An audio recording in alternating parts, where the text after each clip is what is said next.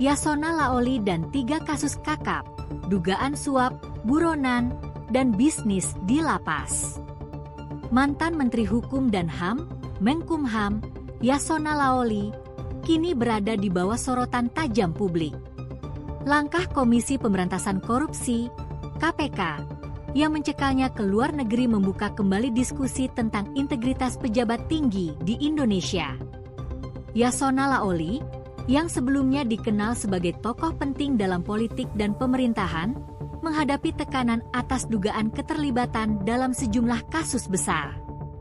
Artikel ini akan mengupas tuntas 3 kasus kakap yang menyeret namanya: korupsi proyek IKTP, buron Harun Masiku, dan monopoli bisnis di lapas. 1. Korupsi proyek IKTP. Proyek pengadaan KTP elektronik (IKTP) menjadi salah satu skandal terbesar dalam sejarah politik Indonesia. Dengan total kerugian negara mencapai 1,4 triliun rupiah, kasus ini menyeret banyak nama besar, termasuk Yasona Laoli, yang kala itu menjabat sebagai anggota Komisi 2 DPR. Komisi ini bertanggung jawab dalam pembahasan proyek IKTP pada 2012. Keterlibatan Yasona.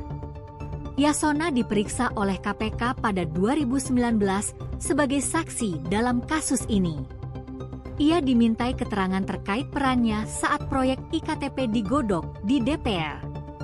Selain Yasona, nama-nama besar lain seperti Setia Novanto, Ganjar Pranowo, dan Gamawan Fauzi juga terseret dalam kasus ini. Perkembangan kasus. Pada 2019, Yasona diperiksa untuk memberikan informasi mengenai Markus Nari, seorang mantan anggota DPR yang menjadi tersangka ke-8 dalam kasus ini. Meski Yasona tidak pernah dinyatakan sebagai tersangka, keterlibatannya dalam pembahasan proyek ini terus menjadi perhatian publik.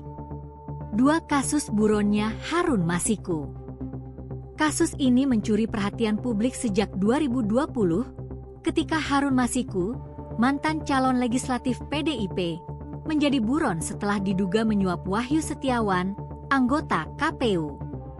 Harun diduga memberikan suap agar bisa menduduki kursi DPR melalui mekanisme pergantian antar waktu, PAW.